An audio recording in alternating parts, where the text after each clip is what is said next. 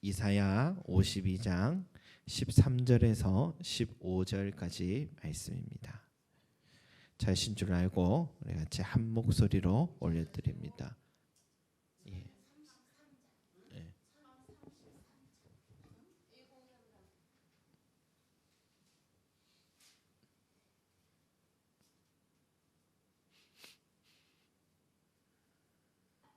이사야 52장 13절에서 15절까지 말씀입니다.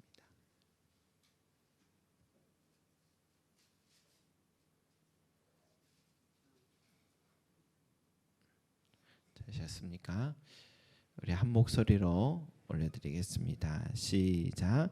보라, 내 종이 형통하리니 받들어 높이 들려서 지극히 존귀하게 되리라. 전에는 그의 모양이 타인보다 상하였고 그의 모습이 사람들보다 상하였으므로 많은 사람이 그에 대하여 놀랐거니와 그가 나라들을 놀라게 할 것이며 왕들은 그로 말미암아 그들의 입을 봉하리니 이는 그들이 아직 그들에게 전파되지 아니한 것을 볼 것이요 아직 듣지 못한 것을 깨달을 것임이라. 아멘. 여러분, 오늘은 고난주간 첫째 날입니다. 우리 이사야 선지자는요, 예수님께서 태어나시기 700년 전의 사람이었습니다. 그런데 이 이사야 선지자만큼 예수님의 탄생 그리고 공생의 사역 또 고난 받으심 그리고 죽으심과 승천하심에 대하여서 이렇게 정확하고 또 구체적으로 예언한 선지자도 없을 것입니다. 마태복음 1장 23절에 보라, 처녀가 잉태하여 아들을 낳을 것이요 그 이름은 임마누엘이라 하리라 라는 이 예수님의 탄생의 예언의 말씀은 이미 이사야 7장 14절에 기록되어 있던 말씀이죠. 예수님께서 나사렛에서 나셨다라는 것도 이사야 11장 4절에 있는 말씀이고 광야에서 주의 길을 예비하라고 외친 세례 요한의 사역도 이미 이사야 40장 3절에 기록되어 있습니다. 예수님은 말씀을 가르치실 때도 항상 이사야 선지자의 예언의 말씀을 인용을 많이 하셨습니다. 또 그만큼 이사야는 예수님께서 왜 이 땅에 오셨는지 가장 정확하게 알고 있던 예언자였습니다. 이사야서에는 여호와의 종의 노래가 4번이나 나오는데 상한 갈대를 꺾지 아니하며 꺼져가는 등불도 끄지 아니하고라는 우리가 잘 아는 이 말씀도 바로 여호와의 종의 노래 중에 하나입니다. 오늘 우리가 본 말씀은 이 여호와의 종의 노래의 마지막 이 4번째 고난받는 종의 노래다라고 할 수 있습니다. 이 4번째 고난받는 종의 노래가 바로 이사야 52장 13절에서 53장 12절까지가 고난받는 종의 노래인데요. 그 노래를 오늘부터 금요일까지 묵상하는 이 시간을 가지면서 이 이사야 선지자가 우리에게 왜 예수님께서 고난을 당하셨는지 한 절 한 절을 가르쳐 줄 때에 우리의 심령 깊숙한 곳에서 그 은혜와 사랑 깊이 깨닫고 이 감사하는 시간 되기를 소망합니다. 오늘은 52장 13절에서 15절까지 말씀을 살펴보는데 오늘 말씀 부분은 바로 이 고난받는 종의 노래의 서러운 부분과 같은 부분인데요. 13절 우리 같이 한번 읽어보겠습니다. 시작. 보라, 내 종이 형통하리니 받들어 높이 들려서 지극히 존귀하게 되리라. 아멘. 보라, 내 종이라고 할 때 내 종은 바로 하나님 아버지 입장에서 하신 말씀이기에 예수 그리스도를 말하는 겁니다. 그 종이 형통하리라라고 할 때 이 형통하리라라는 것은 반드시 해낼 것이다. 반드시 성공할 것이다. 이뤄낼 것이다라는 것입니다. 바로 하나님께서 아들에게 맡겨주신 그 사명을 지혜롭게 잘 해낼 것이다. 이런 뜻입니다. 여러분, 그것이 뭡니까? 인간의 죄를 위하여서 십자가에 달려 죽으실 것이다 라는 뜻입니다. 이것이 하나님 아버지께서 그의 종에게 맡기신 사명이었습니다. 여러분, 예수님은 그 사명을 성공하시기까지 어떻게 지혜롭게 이것을 해내셨느냐. 우리 14절 말씀 한번 보겠습니다. 시작. 전에는 그의 모양이 타인보다 상하였고 그의 모습이 사람들보다 상하였으므로 많은 사람이 그에 대하여 놀랐거니와. 아멘. 여러분, 상하였다는 말이 여기 두 번이나 나오는데, 이 상하였다라는 말은 바로 비참함에 처하셨다. 육체적인 심각한 훼손을 당하셨다. 바로 그런 말인 거죠. 그의 삶이 얼마나 비참했으면 많은 사람이 그에 대하여 놀랐다 말할까요? 예수님의 탄생을 기억해 봅시다. 모두가 그의 비참함에 놀랐습니다.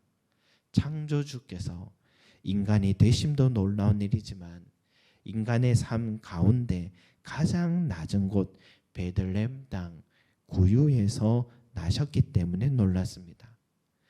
그 자라는 곳도 나사렛이란 작은 마을에서 자랐고 목수라는 직업을 가지며 성장했기에 놀랐습니다. 공생의 기간에도 항상 병든 자, 가난한 자, 소외된 자들과 함께 지내셔서 놀랐습니다. 사람들은 예수님의 상함에 놀랐습니다.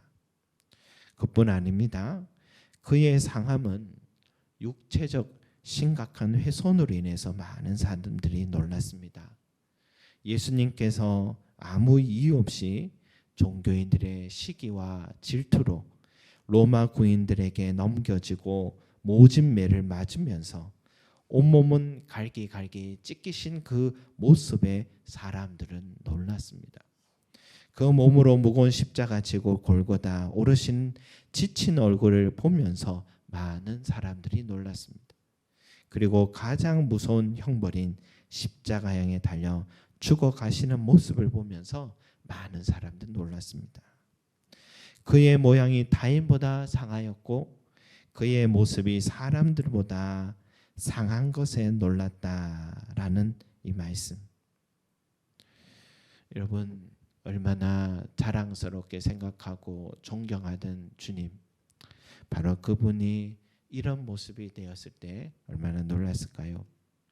저도 아주 어릴 때 놀란 일이 있었는데, 제가 참 저희 형을 참 자랑스럽게 생각하고 늘 무엇인가 하면은 항상 잘하는 것 같아서 참 자부심이, 우리 형이라고 자부심이 있었는데, 어느 날 형이 막 뛰어가다가 넘어지는 모습을 보고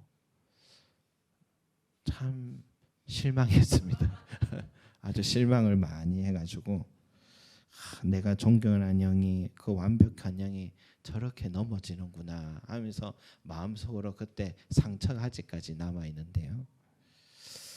여러분, 예수님이요, 그를 믿고 의지하던 많은 사람들이 낙심했다, 놀랐다는 말은 낙심했다라는 말이기도 하죠.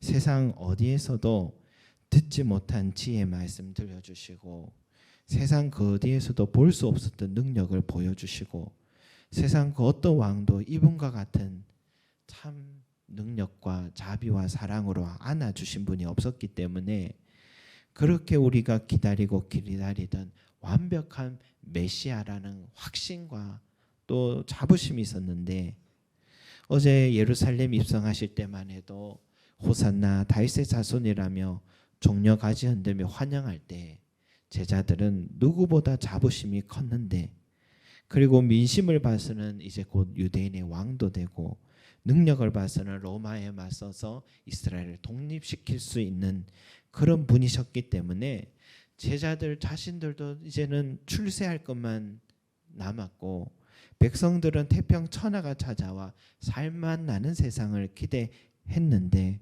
그런데 이렇게 타인보다 상하였고 사람들보다 상한 모습 봤을 때 얼마나 많이 놀랐고 얼마나 많이 낙심이 찾아왔을까? 내가 뭐 때문에 이번에 이렇게 쫓으며 살아왔나 하는 실망에 두문불출했을 것 같고, 제자들은 다시 고향으로 돌아가 이제 다 포기하고 고기잡이하러 돌아갔고, 백성들은 더 이상 예수라는 이름조차 부르기를 두려워했고, 역사가들은 한때 나사렛 사람이 일으킨 민중봉기라고 그렇게 기록했을 것이고, 또 예수가 부활했다는 소문은 광신도들이 퍼뜨린 말이라고 그들은 잊어버리기 시작했을 것입니다. 여러분, 우리도 신앙생활 하다 보면 이렇게 예수님의 이 상한 모습을 볼 때가 있죠. 예수님 그렇게 기대했지만 실망할 때가 있지 않습니까? 예수님 처음 믿을 때는 그렇게 행복했는데, 기도하는 대로 늘 응답이 있어서 늘 기쁨이 있었는데, 언제부턴가 그렇게 기도했건만 아무 응답도 없고 무기력한 하나님의 아들이라는 생각이 들 때가 있습니다. 예수 믿으면 건강해지고, 예수 믿으면 남들 부럽지 않게 잘 살아가고, 예수 믿으면 자식들이 잘 되리라 기대했지만 내 기대와는 반대로 흘러가는 내 삶을 볼 때 실망하고 떠나는 사람들도 있을 것입니다. 예수 잘 믿고 그 뜻대로 살려고 했더니 오히려 사람들은 미움을 받기 시작하는 것이죠. 그렇게 우리도 예수님의 상한 모습 보며 놀라고 실망할 때가 있는 것입니다. 그러나 여러분, 그러한 때에도 이상히 여기지 마시기 바랍니다. 예수님의 이 비참함과 타인보다 상한 모습과 많은 사람들을 놀라게 하고 실망하게 한 것은 저주가 아니라 형통이라고 이미 성경은 예언하고 있습니다. 나의 기대와는 달리 내 삶을 구원하신다고 하신 예수님이 그 누구보다도 무기력한 인간의 모습으로 죽으신 것은 실패가 아니라 이미 성경에 예언되어 있던 형통이라는 말씀인 것입니다. 여러분, 왜 형통이 이런 돌살장에 끌려간 어린 양처럼 무기력하고 비참하고 상한 모습으로 죽으셔야 했는지 성경은 우리에게 이렇게 말하고 있습니다. 13절 다시 읽겠습니다. 보라, 내 종이 형통하리니 받들어 높이 들려서 지극히 존귀하게 되리라. 아멘. 왜냐? 받들어 높이 들려서 지극히 존귀하게 되리라. 여러분, 받들어지고 높이 들려지고 존귀하게 된 것은 이 단어들 모두 다 수동적이잖아요.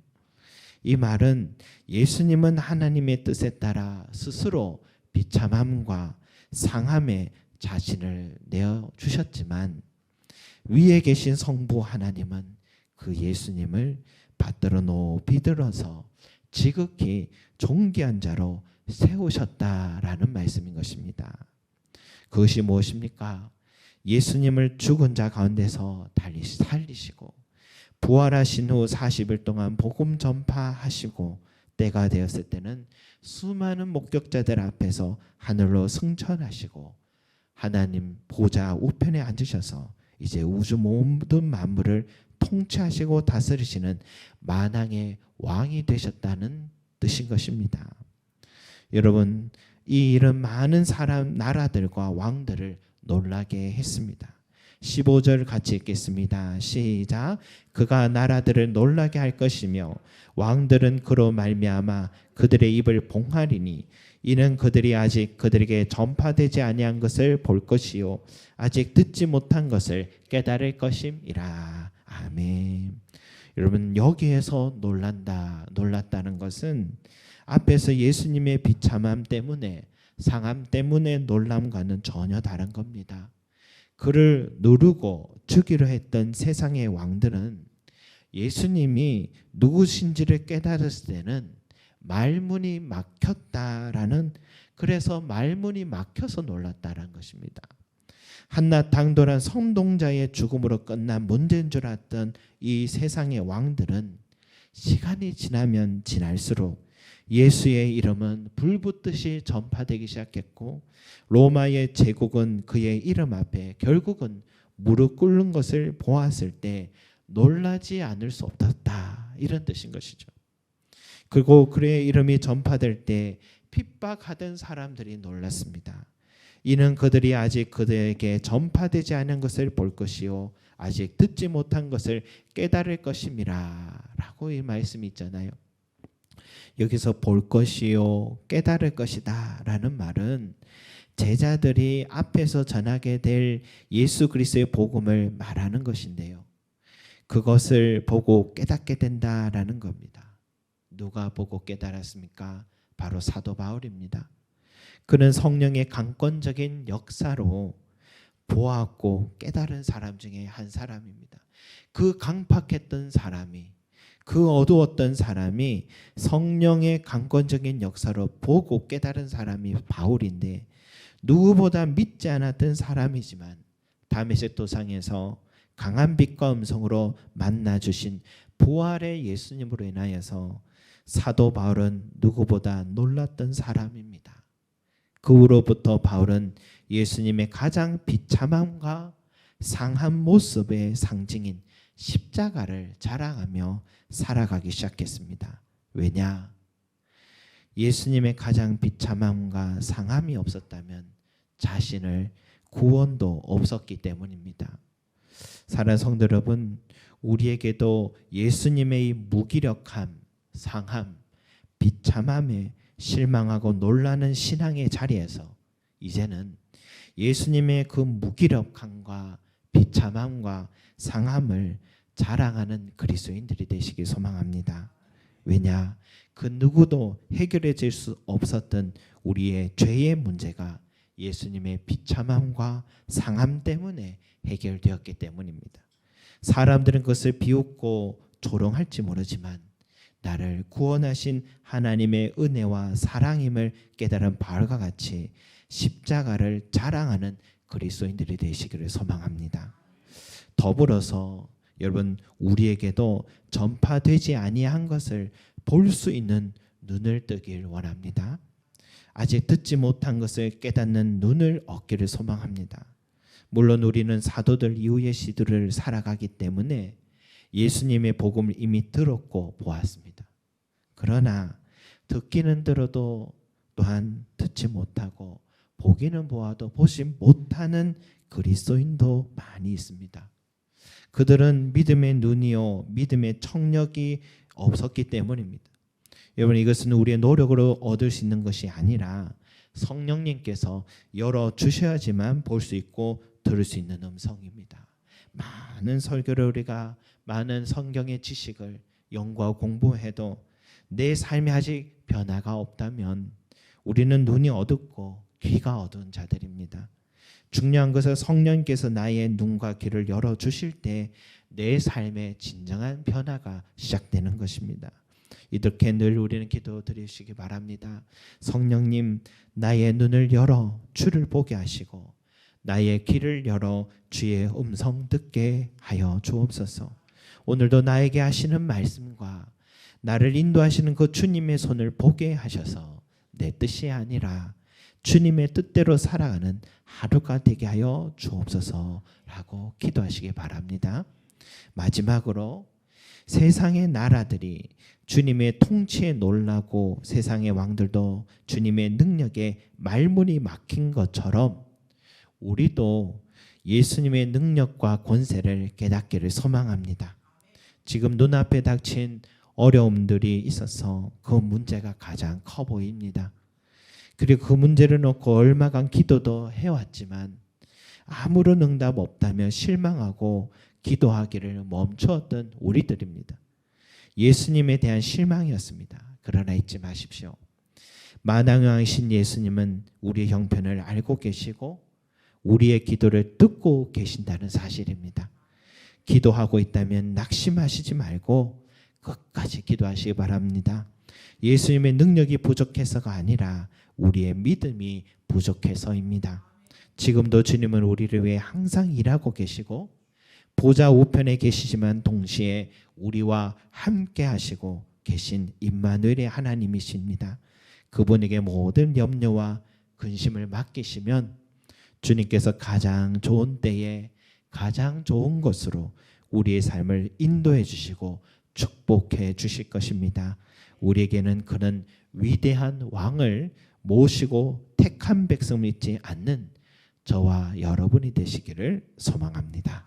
기도드리겠습니다. 사랑과 은혜가 많으신 우리 아버지 하나님, 그의 비참함과 상함에 놀라고 또 놀랐던 그 제자들과 주님을 따랐던 백성들처럼 우리도 제자라 하며 주님 따른다 하며 주님께서 참 무기력하시다라는 생각을 할 때 우리는 그렇게 예수님을 실망할 때 우리도 놀랄 때가 있었습니다.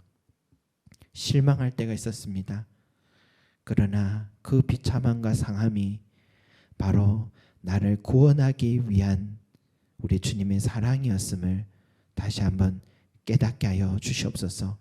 그리고 그 은혜를 감사하게 하여 주시고 또한 그 십자가를 바울과 같이 날마다 가장 그 어떤 것보다도 자랑하는 자가 되게 하여 주시옵소서. 또한 예수님의 그 능력을 많은 나라들과 왕들이 놀랐던 것처럼 이제는 예수님이 나의 왕이시요 내 인생의 주인이심을 알고 두려워하지 말고 염려하지 말고 포기하지 말고 끝까지 주님과 동행하며 의지하며 맡기며 기도하며 그리고 주님의 도우심과 능력이 늘 내 삶에 이루어지고 결국은 가장 좋은 것으로 좋은 때에 인도하여 주신다는 사실 믿음으로 주님 걸어갈 수 있는 그런 우리들이 될 수 있기를 소망합니다. 오늘도 그 믿음으로 달려가는 첫날이 될 수 있도록 축복해 주시옵소서. 감사드리며 예수 그리스도 이름으로 기도드립니다. 아멘.